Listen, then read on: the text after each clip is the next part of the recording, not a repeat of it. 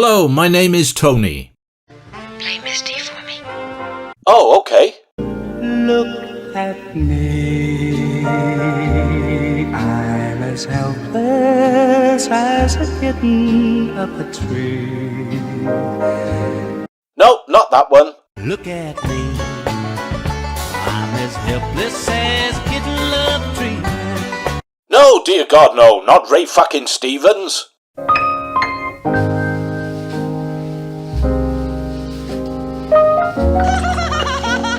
Get lost, assholes! You poor pathetic bastard! Why are you pretending you don't love me? Please,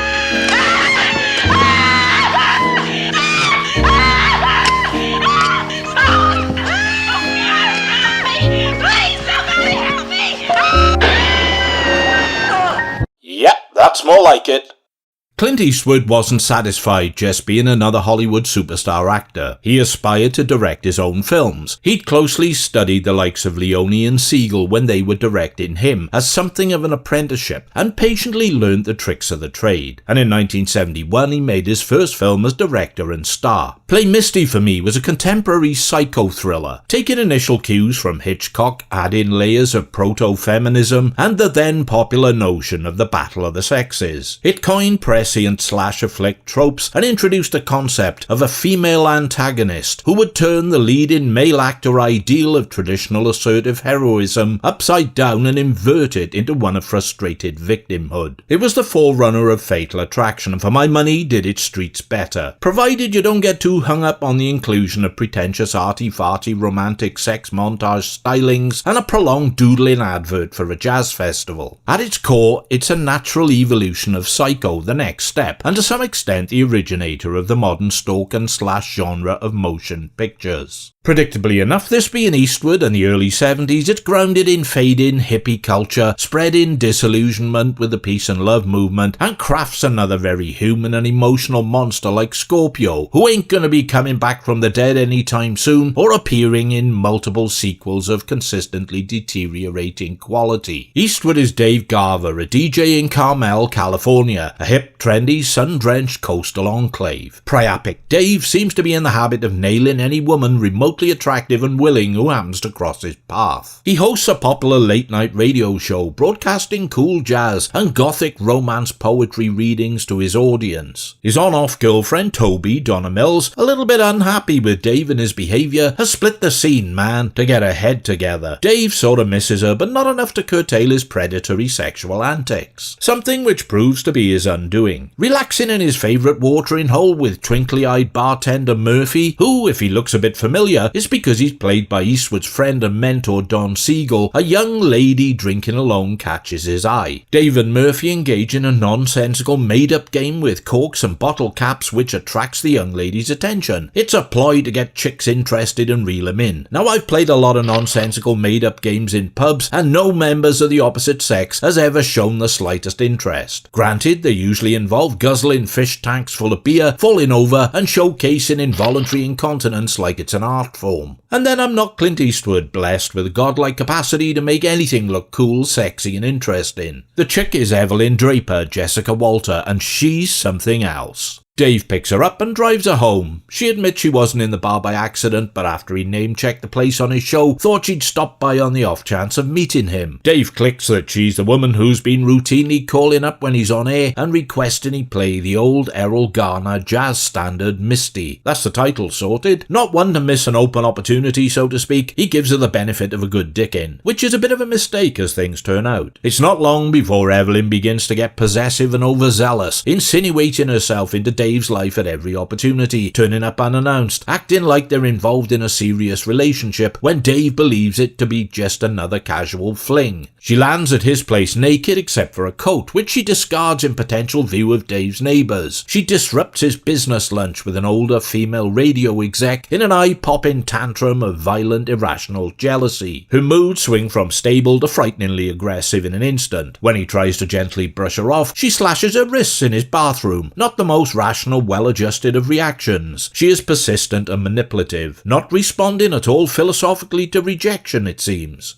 Although borderline personality disorder, or BPD, is a dustbin diagnosis, just about every adverse personality trait, symptom and behaviour is thrown into it like household waste. It's one that seemingly applies to Evelyn. Or you could just say, in layman's terms, she's absolutely raving mad off the scale batshit nuts. Dave's droll cleaning woman Birdie, Clarice Taylor, on arriving to tidy up his pad, finds that Evelyn has broken in and trashed it before moving on to hacking up his clothes. She then moves on to hacking up Birdie. The police, in the form of Sergeant McCallum, John Larch, arrive with questions for Dave as Birdie is taken to hospital and Evelyn is arrested. His main question is why Dave doesn't play more Mantovani on his show. The answer should be self-evident, but the fuzz often misses the fucking obvious. Even back then, Mantovani was about as hip and cool as shoving a hornet's nest up your ass. With Toby back on the scene, Dave resolves to stop being such a reckless Lothario and make a go of things. They walk on beaches, make love al fresco, on grass, in forests, in pools fed by glistening waterfalls, all to the plaintive strains of Roberta Flack performing The First Time Ever I Saw Your Face, whilst Evelyn stalks them from a distance, snapping an overhanging twig, which is both ominous and creepy, but at least she doesn't sing The First Time Ever I Stabbed Your Ass. Events escalate as Evelyn, under the false name Annabelle, becomes Toby's new housemate. Toby's home is on a cliff edge overlooking the ocean. Ooh, wouldn't want to fall down that sheer drop onto those jagged wave-swept rocks, no sir. After terrorising Toby and killing Sergeant McCallum, who just popped round to check on things, hopefully for his sake the Heavenly Choir is conducted by Annunzio Mantovani, Evelyn lies in wait, hiding in the dark house, cradling a butcher knife, as Dave races there to try and save his girl. Will he be in time? Will he succeed? Or has he spun his last platter and plighted his last poem?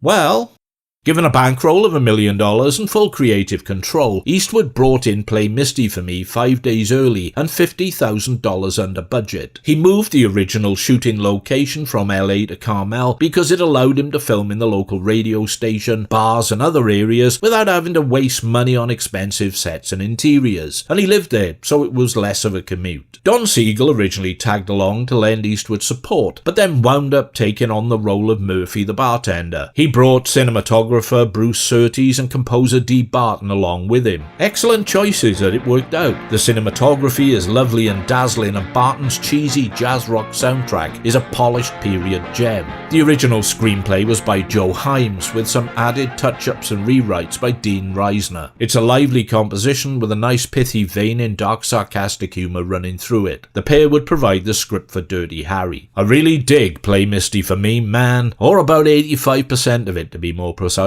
That's not to say that the remaining 15% of it is bad as such, just that at the very least it's 15% that could have been trimmed down or discarded altogether, and I wouldn't miss it all that much, but I'll explain more later. The cast is splendid. Eastwood plays cleverly against type. It would have seemed unlikely in the late 60s that one day the man with no name would appear in a self-directed movie as a California disc jockey terrorized and assaulted by a rather petite elfin woman who nearly succeeds in slashing him to ribbons with a butcher knife. Who would have bought that idea? Well, someone did, because that's what we got, and not a firearm in sight, apart from the ones the police carry. Credit to our boy, he performs with admirable conviction and generates a very easy-going, soft-spoken charm. Dave is a selfish, roguish womanizer, yet it's hard to dislike him. His casual bedfellows have been happy enough with a no-strings open arrangement, except for his level-headed girlfriend Toby, who wants something deeper from a relationship, and the chaotically mad Evelyn, who frankly wants locking up. Eastwood draws down nicely as a smooth, self-confident operator whose life is suddenly derailed by something he doesn't understand and never anticipated. This is new territory for Dave, and he's completely out of his depth. Although you will sympathise with his plight, there's a small iota of satisfaction in seeing someone getting an overdue wake-up call and re-evaluating their hedonistic lifestyle. He doesn't deserve Evelyn, though, because frankly, no one does.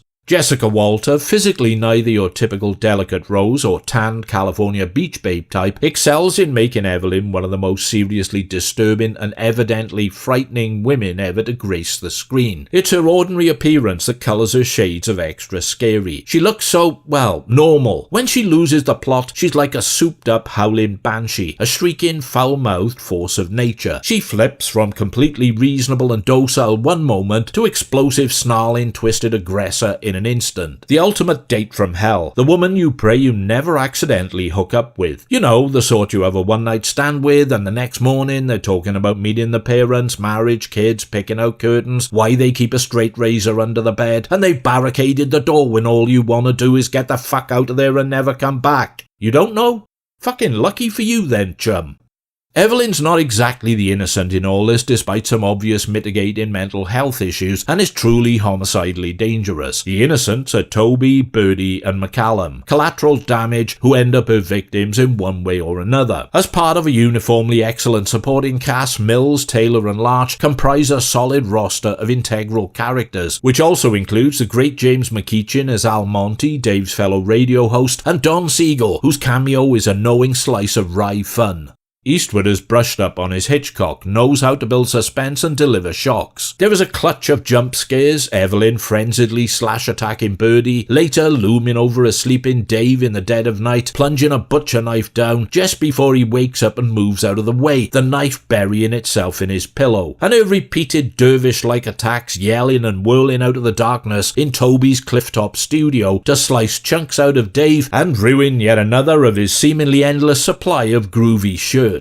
Eastwood also knows what induces fear and causes the audience to want to look away. Sharp objects such as needlepoint scissors held in close proximity to human eyes will have this unnerving effect, especially when wielded by a very unpredictable and volatile Evelyn, and when the victim, Toby, is bound and unable to move. I always wince at this scene even today after Christ knows how many viewings. When you see it for the first time, it looks as if our hero, stabbed, slashed, bleeding out, isn't going to make it. Luckily though, this is still Clint Eastwood, and a big meaty punch to the face sends Evelyn flying through the French windows, over the rail, and... well, I just knew that cliff would come in handy for something.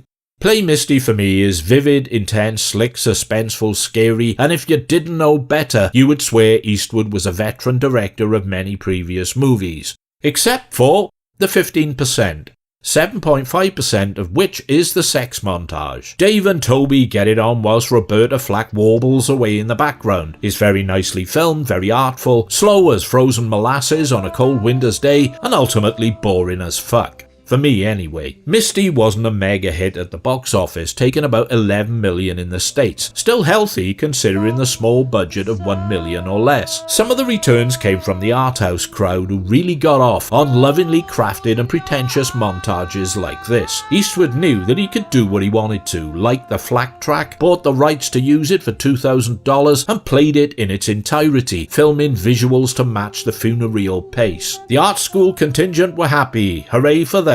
The remaining 7.5%? Eastwood is a big jazz fan, so he took the opportunity to film at a local jazz event, recording for posterity the Monterey Jazz Festival, which Dave, Toby, Al Monty and his girlfriend attend. You can take this as a nice little musical interlude complementing the overall atmosphere of the film, adding some local colour and culture, or decry it as a pointless, overlong exercise in distraction from the narrative. Jazz fans probably got a kick out of it. After 30 seconds, I lost interest, impatient to get back to the movie and find out what the fuck was happening. These are my only two gripes, and I'm sure people will wonder why I'm complaining. Citing the defence, it was Eastwood simply experimenting, flexing his creative muscles. For me, though, it's like sticking 10 minutes of an umpire band playing Streets of Laredo 3/4 of the way through the outlaw Josie Wales. Like, why would you? Ultimately, though, what we've got is a groundbreaking and influential psycho-thriller that tinkers successfully with the preconceptions of the genre to provide something that's a little bit off the beaten track. It was another brave move by Eastwood as an actor and was a remarkably assured directorial debut, a further step forward for one of the most creative pop-cultural forces Hollywood ever produced. I may be starting to sound like a broken record these days, but Play Misty for me is required viewing. It ensures you'll never entertain Erroll Garner's tuning quite the same way again. Or easy pickups in bars, come to that. Women are dangerous. And you've been warned. And on that outrageous generalisation, which might well get me into trouble, but what else is new, I'll just thank you sincerely for your time and attention. If you want to prolong your interaction, you could strike like, don't like, leave a comment or subscribe. Patreons get new content earlier, so if you enjoy throwing money away on lost causes, I'm more than happy to pick it up this end. Link in the description. That's it for now. Back in a while or so with something else. Not sure what, but something. See ya, pilgrims!